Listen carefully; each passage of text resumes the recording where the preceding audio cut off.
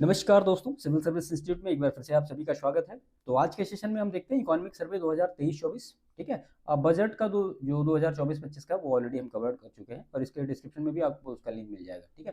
तो बजट और economic survey बिल्कुल भी स्किप करने वाली चीज़ नहीं है। इसमें एक तो आपको लास्ट ईयर का जो डेटा होता है वो मिल जाता है। अभी जो नेक्स्ट आने वाला जो अनुमानित चीज़ें होती हैं वो सारी मिल जाती हैं। फसलों के बारे में सारा डिटेल मिल जाता है और जो महत्वपूर्ण चीज़ें हैं, जो आप ये कह सकते हैं कि जो इंपॉर्टेंट फैक्ट हैं, वो आपको सीधे-सीधे मिल जाएँगे। ठीक है। अब जैसे कि यहाँ पे आप देख रहे हैं कि जल जीवन मिशन में पहला नल जल कनेक्शन कहाँ पे गया, तो वो आपको यहाँ से मिल जाएगा पूरा डिटेल उद्योग के बारे में, सेवाओं के बारे में। विश्व व्यापार में भारत की स्थिति क्या है, निर्यात में, आयात में, मानव विकास संकेतक में जो मतलब जैसे जन्म दर है, मृत्यु दर है, कुल प्रजनन दर है, फसलों के बारे में जो टॉप स्टेट हैं उनके बारे में, और जो प्रति व्यक्ति निवल उपलब्धता है उसके बारे में, वो महत्वपूर्ण चीज़ें आपको यहाँ पे सारी डिस्कस हो जाएंगी। ये बिल्कुल एकदम कॉम्पैक्ट समरी है, बिल्कुल भी स्किप इसको मत करिएगा। वन बाय वन सारी चीज़ों को यहाँ पे शुरू करते हैं। तो सबसे पहली चीज़ इसमें कि 22 जुलाई 2024 को ये पेश किया गया केंद्रीय वित्त और कारपोरेट कार्य मंत्री के द्वारा। कौन है वो? निर्मला सीतारमण जी, इन्हीं के द्वारा 23 जुलाई 2024 को जो बजट था, केंद्रीय बजट 2024-25, वो पेश किया गया। अब इसमें कहा गया कि 2024 में जो भारतीय अर्थव्यवस्था की वास्तविक वृद्धि दर है वो कितनी, 8.2%। और 24-25 के लिए जो एक अनुमान लगाया गया वो कहा गया कि 6.5% से लेकर 7% तक अनुमानित है, जो कि वास्तविक वृद्धि दर है। ठीक है, ये दोनों चीजें क्लियर हो गई। इसके बाद 2023 में विदेशों से प्राप्त प्रेषण कितना हुआ, तो 120 बिलियन यूनाइटेड स्टेट डॉलर, यानी 120 बिलियन अमेरिकी डॉलर। और ये जो रहा टॉप रेमिटेंस रेसिपिएंट रहा कौन? भारत। ठीक है, तो ये चीजें याद रखिएगा। इसके बाद 2024 में अगर देखें, व्यापार घाटा 2023 की तुलना में क्या रहा? कम रहा। और जो करंट अकाउंट डेफिसिट है, जिसको हम कहते हैं CAD, 2024 के दौरान जीडीपी का कितना रहा? 0.7%। ठीक है। अब देखिए, ये जो टेक्निकल टर्म है, ये सारी चीज़ें आपने पहले से पढ़ रखी होंगी। अगर इनको डिस्कस करेंगे तो थोड़ा सेशन लंबा हो जाएगा, तो हम यहाँ सिर्फ फैक्ट पे ही फोकस कर रहे हैं, इकोनॉमिक सर्वे पे ही फोकस कर रहे हैं। ठीक है। तो करंट जो अकाउंट डेफिसिट है 2024 के दौरान जीडीपी का कितना रहा? 0.7%। इसके बाद एक कंपेयर किया गया 1993 से लेकर 2023 के बीच में जो भारतीय अर्थव्यवस्था है, तो कहा गया कि 288 बिलियन यूएसडी रहा, और अब 2023 में बढ़ के कितना हो गया, तो वो 3.6 ट्रिलियन यूएसडी हो गया, यानी 3.6 ट्रिलियन अमेरिकी डॉलर हो गया 1993 से लेके 2023 की अपेक्षा भारतीय अर्थव्यवस्था का जो आकार है। क्लियर। इसके बाद 2024 में जो समग्र जीवीए है, वो कृषि क्षेत्र का कितना है? 17.7%, उद्योग क्षेत्र का 27.6% और सेवा क्षेत्र का 54.7%। बिल्कुल भी मतलब ये डेटा मिस मत करिएगा। इसके बाद सकल कर राजस्व, ठीक है, यानी GTR जो है, उसमें 13.4% की वृद्धि क्या है? अनुमानित है। ठीक है। और ये जो GTR है, यानी सकल कर राजस्व, इसमें डायरेक्ट टैक्स का 55% और इनडायरेक्ट टैक्स का कितना है? वो 45% है। इसके बाद हम इसमें देखते हैं मौद्रिक प्रबंधन एवं वित्तीय मध्यस्थता। अब इसमें कुछ पर्टिकुलर जो फैक्ट हैं वो देख लेते हैं। तो यहाँ पे सबसे पहला है market capitalization to GDP ratio. अब मतलब इसका हिंदी अगर कहें तो बाजार पूंजीकरण और जीडीपी अनुपात के संदर्भ में विश्व में भारत जो है 5वां सबसे बड़ा बाजार है। ठीक। इसके बाद 2047 तक सभी के लिए जो बीमा का लक्ष्य है, वो सबसे तेजी से बढ़ते बीमा बाजार में एक है भारत। ठीक है, इसको 2047 तक पूरा करना है।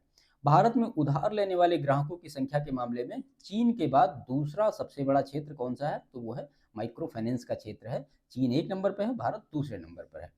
इसके बाद इन्फ्लेशन के बारे में, इन्फ्लेशन रेट जो है, हेडलाइन इन्फ्लेशन रेट, तो आरबीआई का क्या मतलब अनुमान है और आईएमएफ का क्या अनुमान है? तो 2025 के लिए आरबीआई का जो अनुमान है 4.5% है, 2026 के लिए 4.1% है, ये है आरबीआई का। अगर आईएमएफ का आप देखें तो 2024 में इन्होंने कहा कि 4.6% रहा जो इन्फ्लेशन रेट रहा, और 2025 में 4.2% इन्फ्लेशन रेट। दोनों चीजें बिल्कुल सेपरेट रखिएगा। प्रश्न अक्सर इस तरह से सीधे सीधे पूछे जाते हैं कि भारत की अर्थव्यवस्था में जो आईएमएफ का आंकड़ा है, वहां से इन्फ्लेशन रेट क्या है 2024 का, तो वो 4.6% होगा, और 2025 का 4.2% होगा। तो आरबीआई और आईएमएफ इस तरह से नाम देकर भी सेपरेट तरीके से पूछा जा सकता है। इसके बाद अगर हम बाह्य क्षेत्र में देखें तो लॉजिस्टिक परफॉर्मेंस इंडेक्स, जो कि विश्व बैंक के द्वारा जारी होता है, 2023 में भारत की रैंकिंग कितनी? 38 है 139 देशों में। 2018 में भारत की रैंकिंग क्या थी? वो थी 44। इसका मतलब ये घट के कम हुआ है। इसके बाद अंकटाड के अनुसार अगर आप देखें तो वैश्विक प्रत्यक्ष विदेशी निवेश 2023 में कितना? तो 1.3 ट्रिलियन यूएसडी, यानी ये 2% कम रहा पिछले 2022 की अपेक्षा। और 2022 में कितना रहा? तो ये 1.4 ट्रिलियन यूएसडी, यानी अमेरिकी डॉलर। वैश्विक वस्तुओं के निर्यात में भारत की हिस्सेदारी कितनी रही? तो 2024 में रही 1.8%। और अगर एवरेज आप देखें 16 से लेकर 20 के बीच में, यानी 2016 से लेकर के 2020 के बीच में, तो वो रहा 1.7% एवरेज जो वैश्विक वस्तुओं के निर्यात में भारत की हिस्सेदारी। ये तो हो गया वैश्विक वस्तुओं के मामले में। अब यहाँ पे देखते हैं वैश्विक सेवाओं के मामले में अगर भारत की हिस्सेदारी देखें निर्यात में, तो 2023 में रहा 4.3% और 2016 से लेकर 2020 तक का एवरेज अगर देखें तो 3.3% रहा। यहाँ पे वस्तुओं की बात हो रही है, यहाँ पे सेवाओं की बात हो रही है, दोनों चीजें सेपरेट रखिएगा। इसके बाद फुटवियर उत्पादन में चीन टॉप पर है 1 नंबर पे और भारत दूसरे नंबर पे है। ठीक है, वैश्विक उत्पादन में 13% योगदान करता है और वैश्विक निर्यात में भारत 2.2% का योगदान करता है। स्मार्टफोन निर्यात में 2014 में भारत 23वें स्थान पे था और 2022 में भारत 6ठे स्थान पर है। सर्वाधिक निर्यातित वस्तु कौन सी है? तो वो है इंजीनियरिंग सामान। 2019 में 25.3% और 2024 में 25% का निर्यात इसमें किया गया। विश्व इलेक्ट्रॉनिक्स निर्यात 2018 में कितना रहा? 0.63% से बढ़कर 2022 में कितना हो गया? 0.8%। वैश्विक इलेक्ट्रॉनिक निर्यात 2018 में भारत 28वें नंबर पर रहा और 2022 में भारत 24वें नंबर पर रहा। विश्व सेवा निर्यात में 1993 में भारत का जो योगदान रहा 0.5% और 2022 में जो भारत का स्थान रहा वो 4.3% का। वैश्विक स्तर पर भारत 7वां सबसे बड़ा सेवा निर्यातक है। कब? 2022 में। ठीक है, तो 2001 में 24वें नंबर पर था और 2022 में ये 7वें नंबर पर आ गया है। ऐसे ही दूरसंचार, कंप्यूटर, सूचना सेवाओं के निर्यात में भारत दूसरे स्थान पर है। व्यक्तिगत सांस्कृतिक मनोरंजन में 6ठे स्थान पर है। व्यवसायिक सूचना सेवाओं के निर्यात के मामले में 8वें नंबर पर है। परिवहन सेवाओं के निर्यात के मामले में भारत 14वें नंबर पर है। बिल्कुल ये डाटा याद रखिएगा, इसको मिस मत करिएगा। भारत का जो बाह्य ऋण है 2023 पीआर में 624.1 बिलियन यूएसडी, जो कि जीडीपी का है 19%, और 2024 में ये 663.8 बिलियन यूएसडी, जो कि है जीडीपी का 18.7%।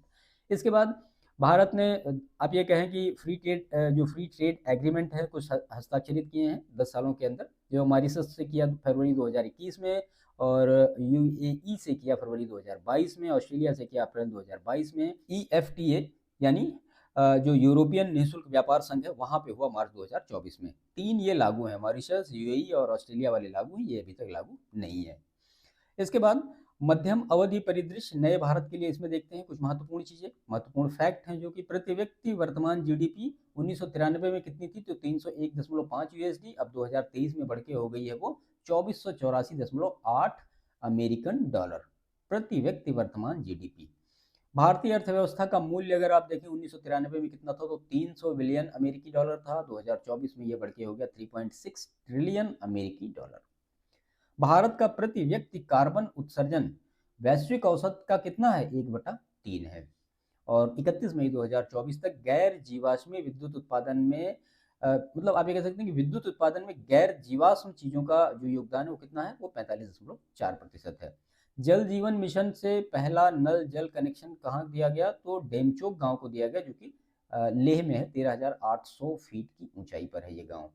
भारत की औसत आयु 28.2 ईयर है, जिसमें से 15 से लेकर 24 साल तक के जो लोग हैं वो कितने हैं? 18% हैं।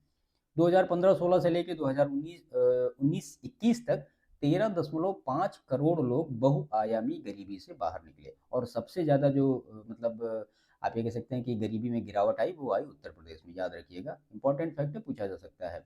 तो उत्तर प्रदेश में गरीब लोगों की संख्या में सर्वाधिक गिरावट दर्ज की गई। कितने की? 3.43 करोड़ लोगों को गरीबी रेखा से बाहर निकाला गया है। बिल्कुल ये भी याद रखिएगा और ये भी याद रखिएगा। भारतीय कृषि क्षेत्र 42.3% आबादी को आजीविका प्रदान करता है और जीडीपी का ये कितना है? 18.2%। 2022-23 में भारत जो है 17.54 मिलियन टन मत्स्य का उत्पादन किया, जो कि भारत है तीसरे नंबर पर पूरे विश्व में, और वैश्विक उत्पादन का ये कितना है? 8% है। ठीक है, ये मतलब इसमें कंफ्यूज मत होइएगा। भारत इस समय मत्स्य उत्पादन के मामले में तीसरे नंबर पर है। उत्पादन कितना हुआ? तो 17.54 मिलियन टन, और वैश्विक उत्पादन का कितना योगदान भारत करता है? तो वो 8% है। इसके बाद इंडस्ट्री सेक्टर में हम देखते हैं तो इंडियन फार्मास्यूटिकल मार्केट कितने का है? तो 50 बिलियन यूएसडी का है। और अगर आप मात्रा की दृष्टि से देखें तो विश्व का तीसरा सबसे बड़ा मार्केट है फार्मास्यूटिकल मार्केट। कपड़ा निर्माता जो है भारत दूसरे नंबर पर है वर्ल्ड में, और शीर्ष 5 निर्यातकों में भी शामिल है। तो कपड़ा निर्माता जो है वो दूसरे नंबर पर है, और जो निर्यात के मामले हैं तो शीर्ष 5 में भारत शामिल है। सर्विसेज में देखें तो 2024 में इंडियन इकोनॉमी का 55% भाग सेवाओं से रिलेटेड है।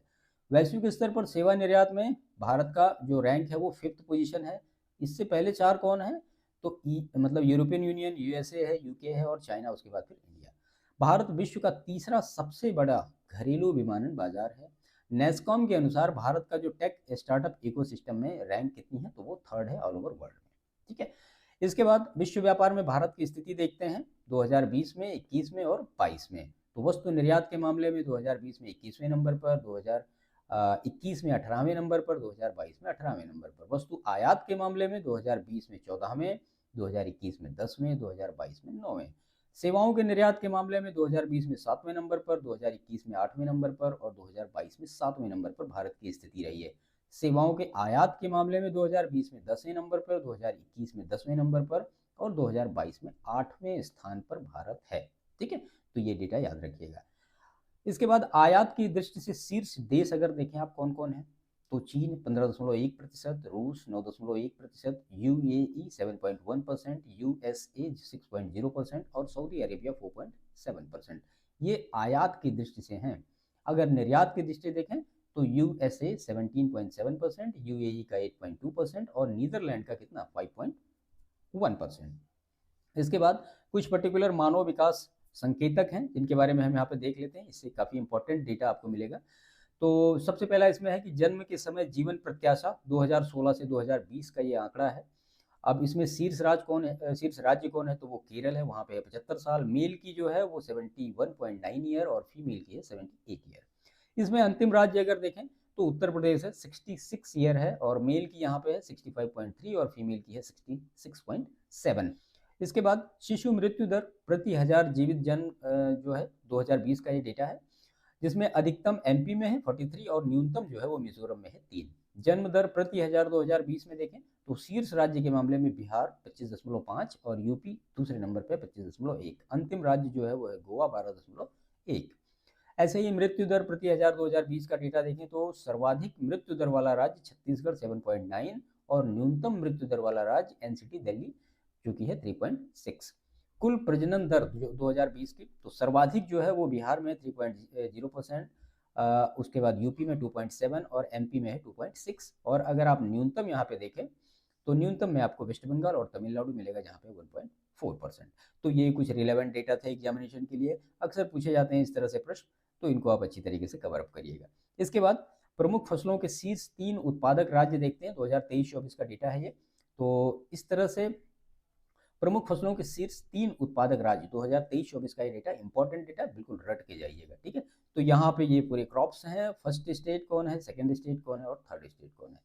तो चावल के मामले में तेलंगाना टॉप पर है, उत्तर प्रदेश का दूसरा रैंक है, 3rd नंबर पर वेस्ट बंगाल है। गेहूं के मामले में उत्तर प्रदेश टॉप पर है, 2nd नंबर पर मध्य प्रदेश है, तीसरे नंबर पर पंजाब है। मक्का के मामले में कर्नाटक टॉप पर है, 2nd नंबर पर बिहार है और तीसरे नंबर पर मध्य प्रदेश है। मोटे अनाज के मामले में राजस्थान टॉप पर है, कर्नाटक दूसरे नंबर पर है और एमपी तीसरे नंबर पर है। अरहर या तूर के मामले में कर्नाटक टॉप पर है, महाराष्ट्र 2nd नंबर पर है और यूपी तीसरे नंबर पर है। देखिए यूपी वाले जितने हैं वो हमने लाल कलर से उसको ब्लैंक कर दिया है, तो आप उनको बेहतर तरीके से कवर अप कर सकते हैं कि उत्तर प्रदेश का टॉप 3 में स्थान किन किन क्रॉप्स में है। ठीक है, इसके बाद दालों में देखें तो मध्य प्रदेश टॉप पर है, महाराष्ट्र दूसरे नंबर पर है और उसके बाद राजस्थान जो है ये तीसरे नंबर पर है। और चना के मामले में फिर वही एमपी टॉप पर है, महाराष्ट्र दूसरे नंबर पर और राजस्थान तीसरे नंबर पर। कुल खाद्यान्न के मामले में उत्तर प्रदेश टॉप पर है, एमपी 2nd पोजीशन पे और पंजाब 3rd पोजीशन पे। इसके बाद मूंगफली के मामले में गुजरात टॉप पर है, राजस्थान 2nd पोजीशन और एमपी 3rd पोजीशन। रैपसीड या सरसों के मामले में राजस्थान टॉप पर है, यूपी का स्थान द्वितीय है और 3rd पोजीशन पे एमपी है। सोयाबीन के मामले में मध्य प्रदेश टॉप पर है, महाराष्ट्र 2nd पोजीशन और राजस्थान 3rd नंबर पर है। इसके बाद सूरजमुखी के मामले में कर्नाटक टॉप पर है, हरियाणा 2nd पोजीशन और उड़ीसा 3rd नंबर पर है। तिलहन के मामले में राजस्थान टॉप पर है, एमपी 2nd पोजीशन और गुजरात 3rd पोजीशन। गन्ना के मामले में उत्तर प्रदेश टॉप पर है, महाराष्ट्र 2nd पोजीशन पे और 3rd पोजीशन पे है कर्नाटक। कपास के मामले में गुजरात टॉप पर है, महाराष्ट्र 2nd पोजीशन और तेलंगाना 3rd पोजीशन पे। जूट या मेस्ता के मामले में वेस्ट बंगाल टॉप पर है और बिहार 2nd पोजीशन पर और असम 3rd पोजीशन पर। तो ये कुछ जो इंपॉर्टेंट क्रॉप्स थी जिनके बारे में इकोनॉमिक सर्वे में बताया गया, वो सारी चीज़ें हमने यहाँ पे देखी। अब आप यहाँ से यूपी वाला डेटा देख लीजिए। तो देखिए चावल के मामले में उत्तर प्रदेश दूसरे नंबर पर है, गेहूं के मामले में उत्तर प्रदेश टॉप पर है, और अरहर या तूर के मामले में उत्तर प्रदेश तीसरे नंबर पर है। कुल खाद्यान्न के मामले में उत्तर प्रदेश टॉप पर है। रेपसीड या सरसों के मामले में उत्तर प्रदेश दूसरे नंबर पर है। तो इतने सारे डेटा में से आपको 3 और 2 5 जो पोजीशंस मिलेंगी उत्तर प्रदेश की मिलेंगी। किन किन चीज़ों में मिलेंगी? तो वो चावल में मिलेंगी, गेहूं में मिलेगी, अरहर में मिलेगी, कुल खाद्यान्न में मिलेगी और रेपसीड में मिलेगी। तो इस तरह से इसको चीज़ों को याद करना थोड़ा आसान रहता है। इसके बाद प्रति व्यक्ति निवल उपलब्धता, तो ये 27 अक्टूबर 2023 तक का डेटा है। तो चावल के मामले में अगर देखें तो यहाँ पे देखिए दो चीज़ें दी गई, 2021-22 में और 2022-23 में दोनों डेटा दिया गया है और दोनों की चीज़ें यहाँ पे लिखी गई हैं। तो चावल के मामले में 2021-22 में देखें तो 69.6 किलोग्राम प्रति वर्ष, अगर ग्राम प्रतिदिन देखें तो 190.5 ग्राम प्रतिदिन। ऐसे ही 22-23 में देखें तो 82.7 किलोग्राम प्रति वर्ष और ये 226.5 ग्राम प्रतिदिन हो गया। गेहूं के मामले में 2021 और 2022 में देखें तो 68.6 जो किलोग्राम प्रति वर्ष है, और ग्राम प्रतिदिन अगर इसमें देखें तो 188.6। ऐसे ही 2022-23 में अगर देखें तो 74.1 किलोग्राम प्रति वर्ष और 203 ग्राम प्रतिदिन। अन्य अनाज में 2021-22 का डेटा देखें तो 29.8 किलोग्राम प्रति वर्ष और 81.6 ग्राम प्रतिदिन। ऐसे ही अगर आप 2022-23 में देखें तो 33.7 किलोग्राम प्रति वर्ष और 92.3 ग्राम प्रतिदिन। दालों के मामले में देखें तो 2021-22 में 19.6 किलोग्राम प्रति वर्ष और 53.8 ग्राम प्रतिदिन।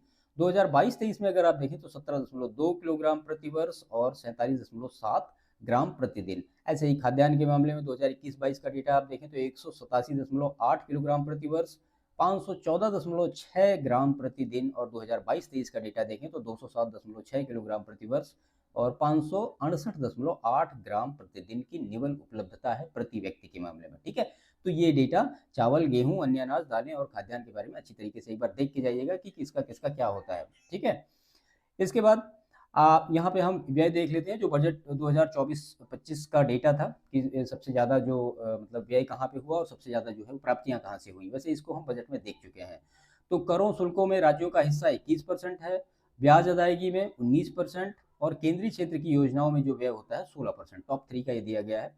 ऐसे ही प्राप्ति अगर देखें बजट 2024-25 में तो उधार और अन्य देवताओं से 27% मिलता है, आयकर से 19% मिलता है, जीएसटी से 18% मिलता है और निगम कर यानी कॉर्पोरेट टैक्स से 17% मिलता है।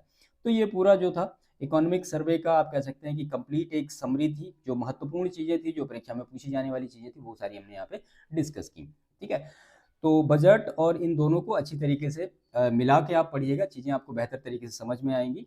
और प्रश्न तो आप अगर लास्ट ईयर के उठा के देखें तो आपको निश्चित तौर पे मतलब जो रिलेवेंट उस टाइम का बजट होता है या इकोनॉमिक सर्वे होता है, प्रश्न उससे मिल जाते हैं। ठीक है, तो सेशन को यहाँ पे समाप्त करते हैं। बाकी वीडियो अच्छा लगा हो तो इसको लाइक करिएगा, इसके बारे में हमें कमेंट करिएगा, चैनल को सब्सक्राइब करिएगा, बाकी दूसरों को शेयर करिएगा। मिलते हैं नेक्स्ट सेशन में, तब तक के लिए थैंक यू।